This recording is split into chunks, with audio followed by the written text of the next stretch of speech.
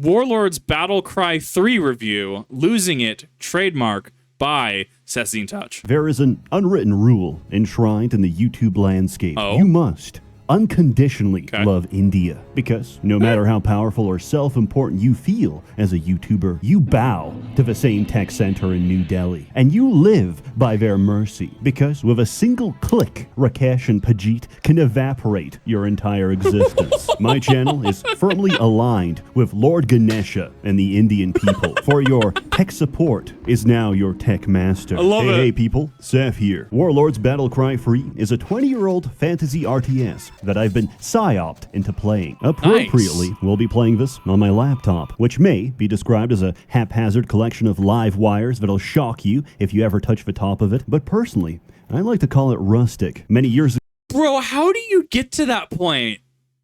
I'm just impressed. It still runs too. Just get some WD-40 and some duct tape. It'll be fine. It'll run. it stopped working until I dug up the instruction manual and ripped out the thermal sensor. This is incredibly safe. Don't let the warped Avril Lavigne and Eminem stickers tell you otherwise. It can no longer support a battery, and I jury-rigged a new power switch because I broke the old one. But hey, it's got excellent airflow, and the exposed left speaker is a fun and entertaining fidget toy for all to enjoy. Oh my god, dude, it is a fidget toy. Oh, I hate it because it's true. I fidget with stuff with that constantly. I'm actually fidgeting with my desk right now. Like it's like a wooden desk and there's like a little like lip right here. I'm fidgeting with it right now. Bro, why did I gotta get called out like that? Just as long as you don't move it, touch it, and whatever you do, don't put it on your lap, because that's how you get burns. It's a piece of shit that served me well. You know what else has served me well? My sponsor, who keeps rewriting all of my lines. Hey gang, tell me something. Do you like being spied on, being watched, having every single move you make cataloged and sold off to the highest bidder? Sound familiar? It should. I mean, there are some people that are into that. Some people got that as a thing that they're into. Yeah, a little bit of spying on them, right? Good, because if you're located in a land of the free, home of the profits, that's right, the US of A, that's exactly what your ISP is doing right now. It's true, your star-spangled corporate overlords are actually allowed to store logs of every website you visit, and it is their legal right to... What was that? Overlords are actually allowed to store logs of...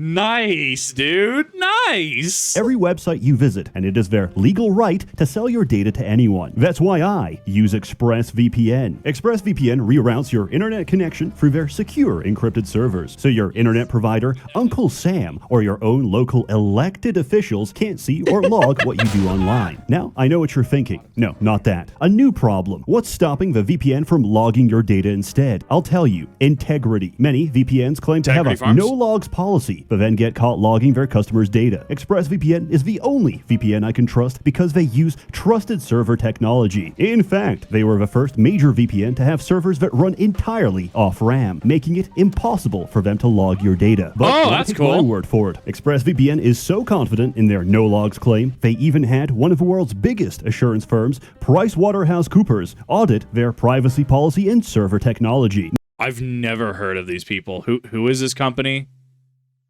How big are they? I've never heard of this name. Now that's what I call integrity. Stop those pesky loggers in their tracks and download ExpressVPN today and visit expressvpn.com/Seth to find out how you can get 3 months for free. Also, turns out everything I did before was completely unnecessary because this game works on Windows 10. Nice, dude. I miss pinball. I miss that pinball game. 9 out of 10 ad read. I liked it. I actually really liked it. I don't know if I'm just burnt out on like ExpressVPN, like just ad reads for VPNs in general. I also understand that apparently VPNs should not be ever considered as a security product. But honestly, the ad read was fine. It was good. I liked it. 9 out of 10. The early 2000s gave us a lot of RTS games, and a lot of them played exactly the same. Mechanics were so standard that no one deviated from the orthodoxy. It was only later that the genre had its theological schism, resulting in squad-based RTS and eventually culminating in what's known as the League of Legends heresy that plagues us to this very day. Warlords Battlecry 3 is no different. It's Age of Empires, except the Turks have a much more accurate depiction. You collect resources. Wait, what? Wait. Give me a second, I'm having to go back. Drop pudding. What?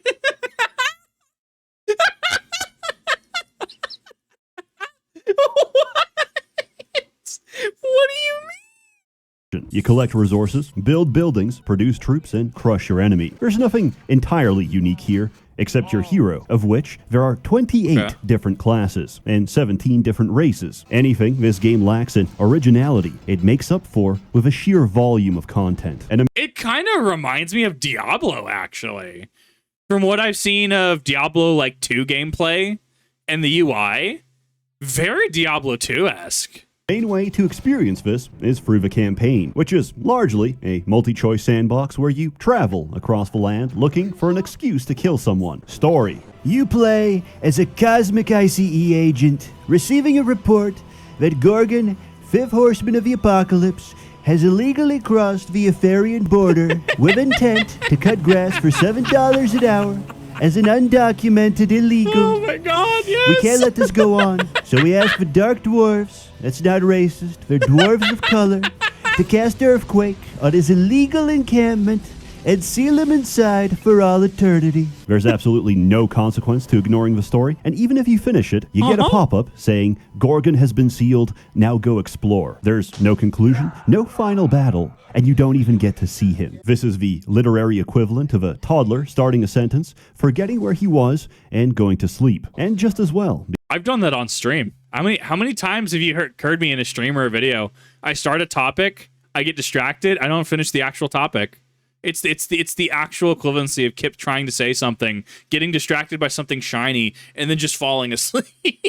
Because story is not the focus. By far, the best part of this game is the community, which is extremely passionate, to say the least. You'll have people in comments saying things like, Death Knight is the best, and immediately someone will come out of the woodwork, proclaim that their Fey assassin is going to one-tap them, and question the fidelity of their parents' marriage, which... I just want to read the argument. Wait, what? Yeah, who needs to build when you play Death Knight? The best class in the game beats everything. Done. This was like almost a full year. No, it was about 8 months later, right? About 8 months later. That's cute face. Assassin 58, 100% assassination chance. So literally skull. I can't say that. I can't say that word. It's generally why new users need a grace period before posting here, because developed embryos like you can comment without knowing what's up. Develop a frontal lobe before posting, which I imagine is pretty difficult. I can't read that, but good God. Oh my God. That right there, a fandom user on 2/21/2022, you have won the comment section. Oh my God. Woo! Dude. The shit posting is real. Which brings us to the focus of my hyperfixation, finding, objectively, the best build in a game that's popular with a 10 or so Polish men that still play it. Nice. In the process, I'll talk about each race. What do you say, Gav? The Celentine Empire is a race that answers the question of, what do we have with whatever you want? Because apparently, the only barrier between recruiting demons and vampires to join your ranks is socioeconomic. They can pay for random mercenaries that give a taste of every race. Their tech tree is sensible, and they have access to spell research, which, if you stall the mission, unlocks every spell in the game. Alchemist specializes in alchemy, which is the original reason I got into this game, because the very first spell you get, cast at a high enough level, creates max level items out of thin air. This includes set items that are unique to the campaign. This leads to a situation where you spawn in, drink your mana pots, print everything you want, and resign the mission. Everything in your hero's backpack is saved, which can be sold in the market for infinite money to spend on infinite supplies and reinforcements. And then I wonder how that affects the speedrun of this game, That's wild. Like that is such a dated game-ism. Good God, how many other games do you know with an exploit like that? Like, yeah, we're just gonna go in, we're gonna do XYZ, get out of the mission. Grats, we just have endgame now. We just get to stomp the rest of the game. I kind of miss when games used to be like this, though. Like, I mean, what is it? Console commands for Baldur's Gate 1 and 2. Once you set that up on the INI file, it was fairly easy, fairly straightforward, right? But I mean, that's obviously console command. We're talking like actual like game mechanics. Like, yeah, you just do this. You just get the best item in the game. Like, what? Bro, what do you mean?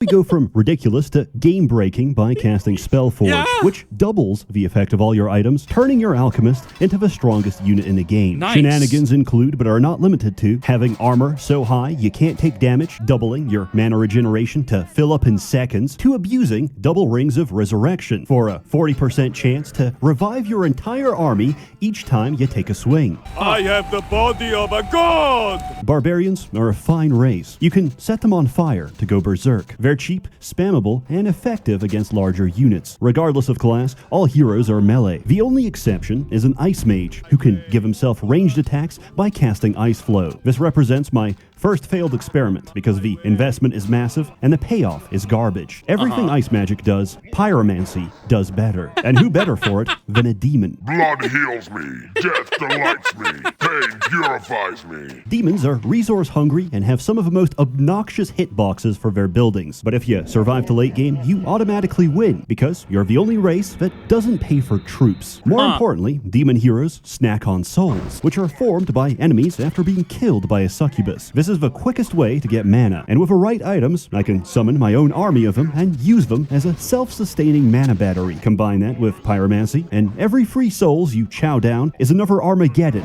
inside your enemy's base. It's my sincere opinion that the funnest build in this game is a necromancer. But since we already get necromancy as an undead racial, we play a sage for reasons that I shall explain. From dust we come, to dust we go.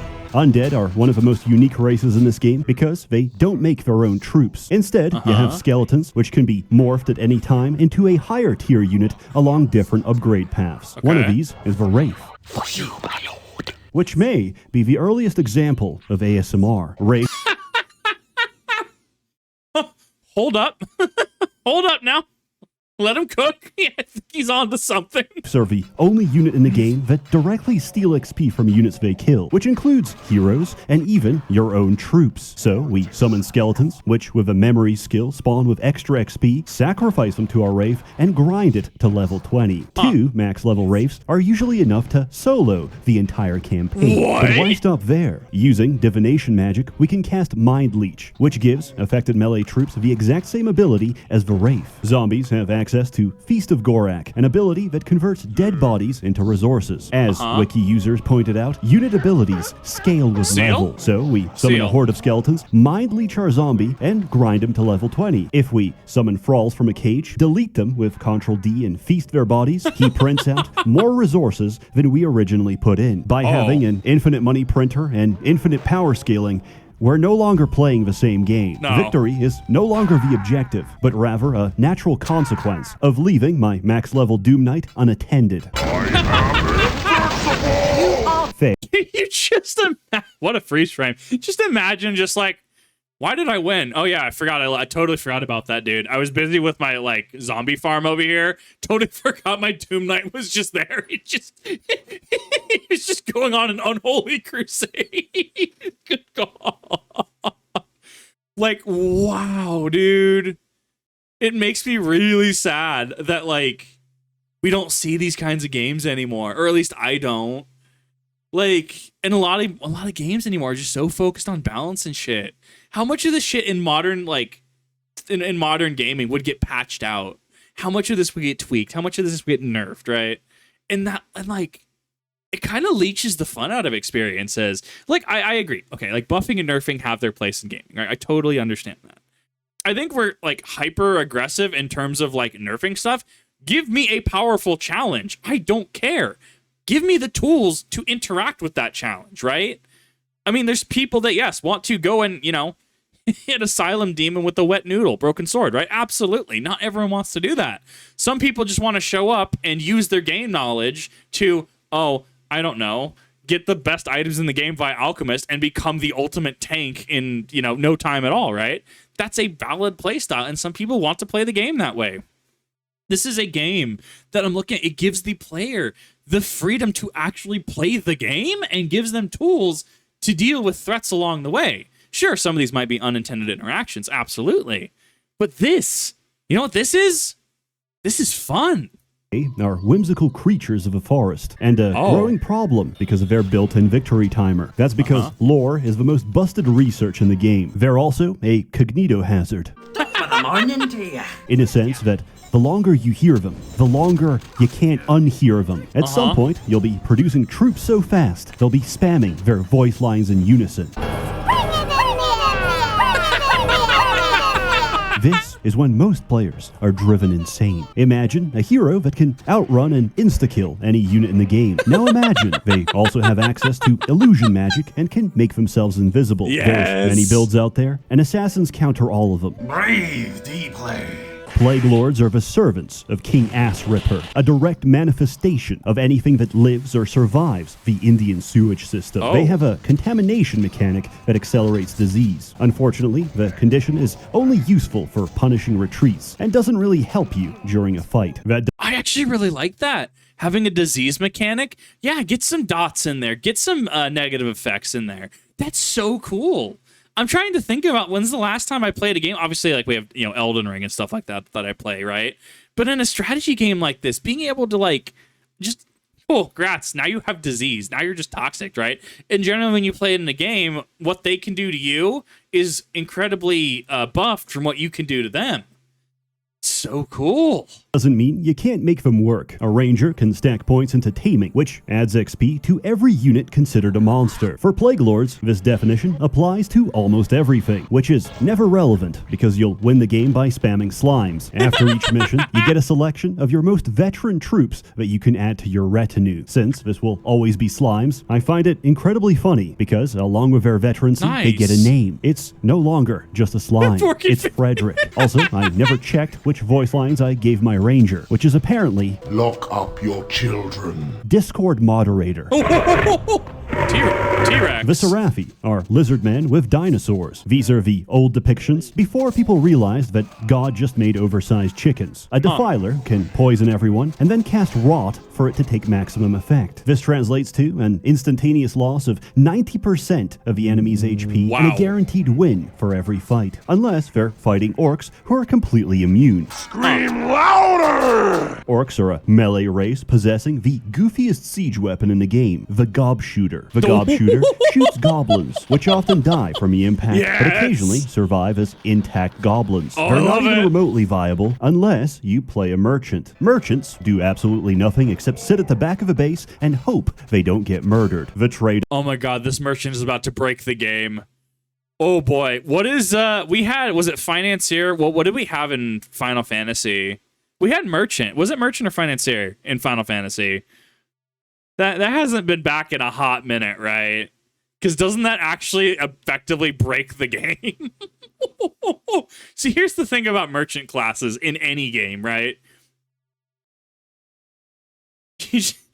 They're one of those that you just kind of have to look at and go, but what are you doing? What is your actual skill ceiling?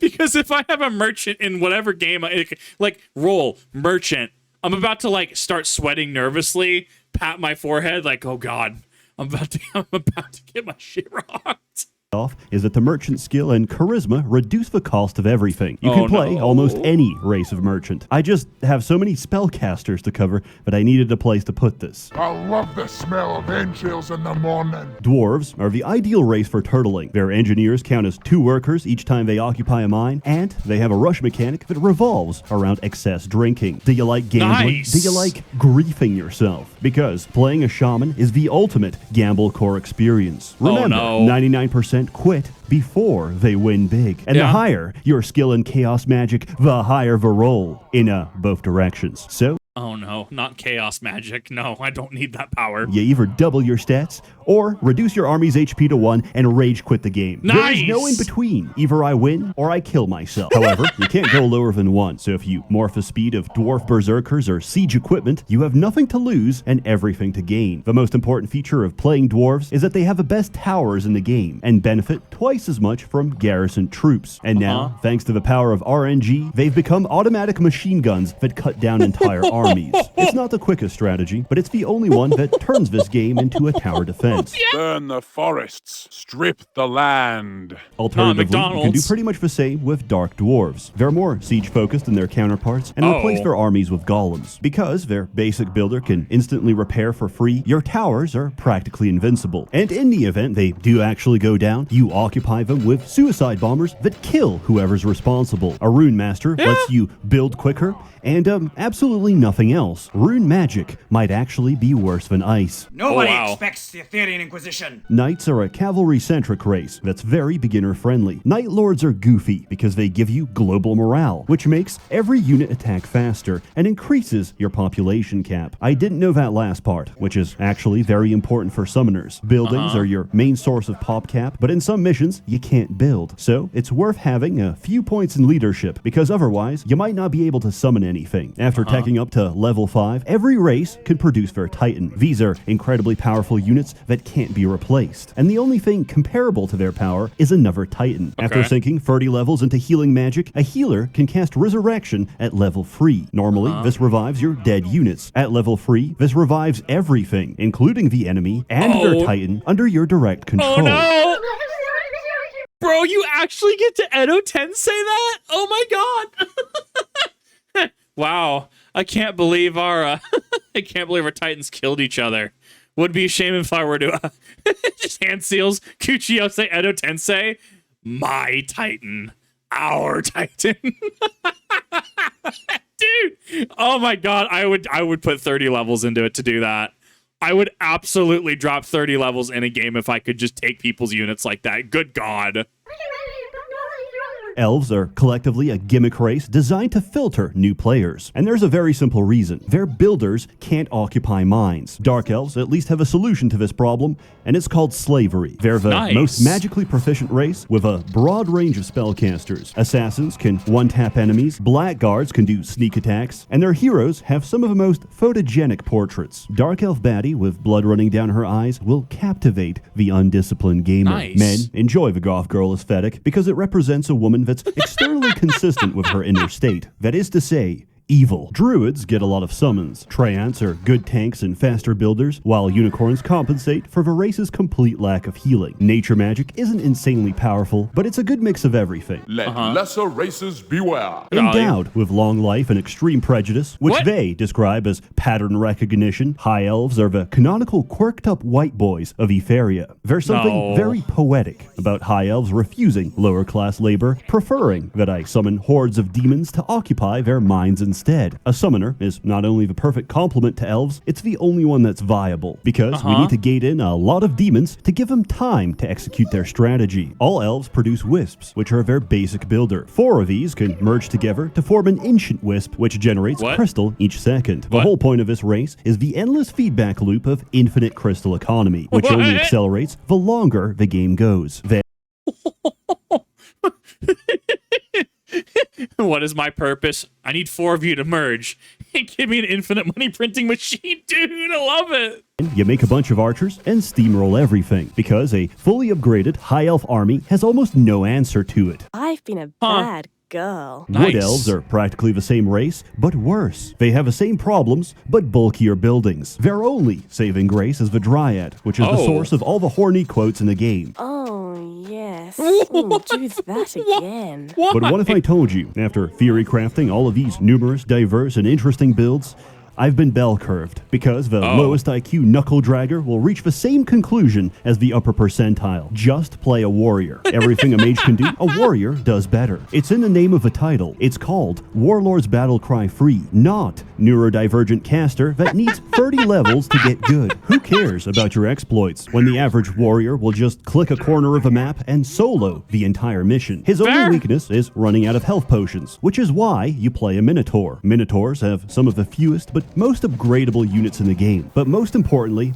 they have sheep. Sheep cost 1 gold per unit and can be snacked on by minotaurs to restore their health. So we flood the map with a portable health supply for your one-man army. If you're playing this correctly, you should be able to see absolutely nothing. However, after everything I've been through, I refused to accept this answer. There had to be something better. There must. And I think I found it. Coincidentally, Swarm is the first race I ever played because I thought the name sounded cool. And what did I get? Ants. But regardless, we play Swarm because their race have access to Constitution, which adds 10 HP per level. Class doesn't matter, just any caster that has access to Arcane magic. And now we create the most hyper-specific build possible. 10 points in Arcane and dump the rest into Constitution. You need exactly 31 points of Intelligence, which gives you 113 mana. The rest goes to Dexterity because we are pathetically weak and need to outrun the enemy. We require the following items: 2 Fey Harps, a Wizard's Banner, a Staff of a Master, a Robe of the Archmage, and most importantly, a Paladin's Helm. First, you know, I don't like where this is going, but I need to hear this out. I need to see where this is going.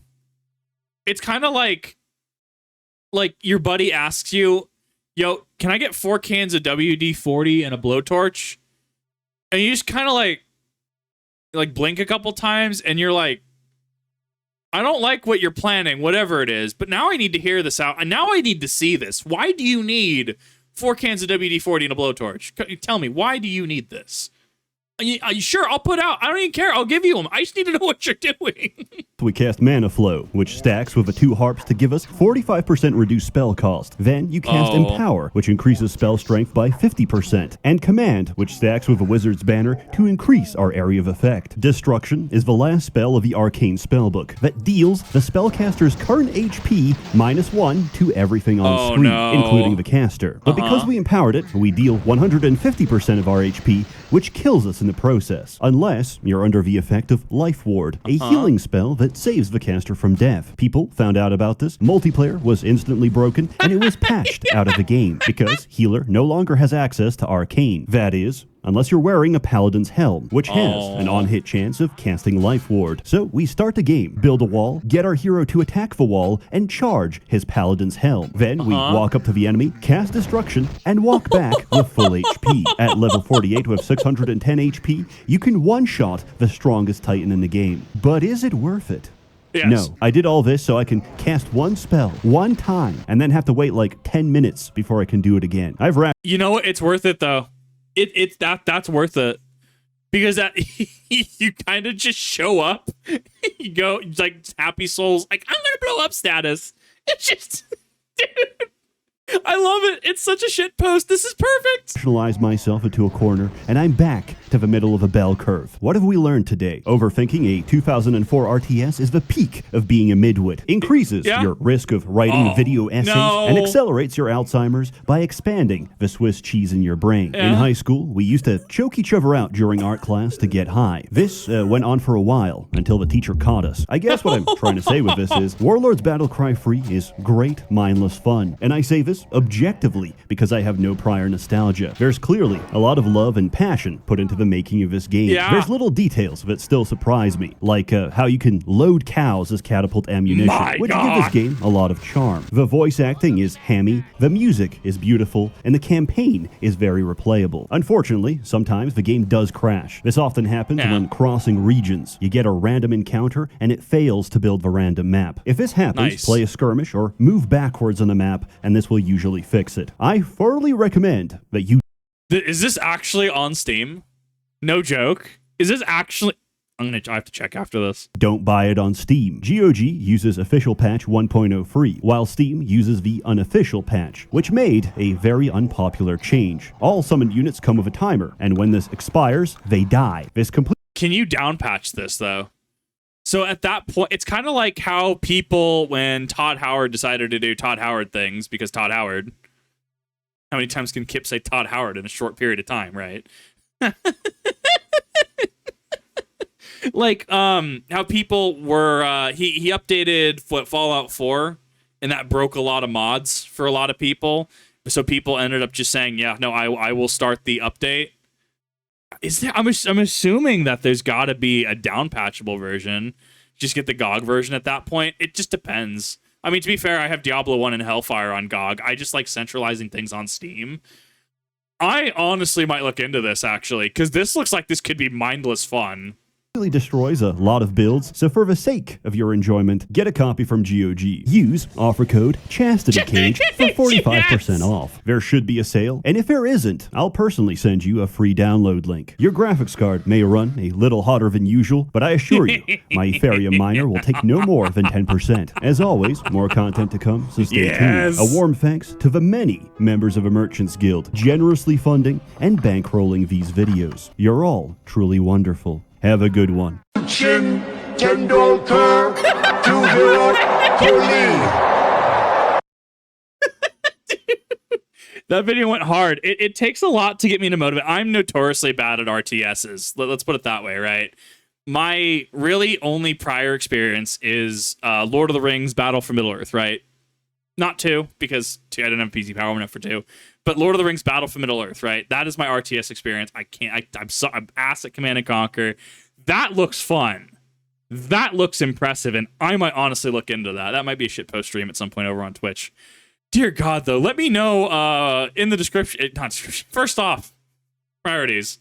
If you have not checked out SsethTzeentach, go ahead and check out SsethTzeentach.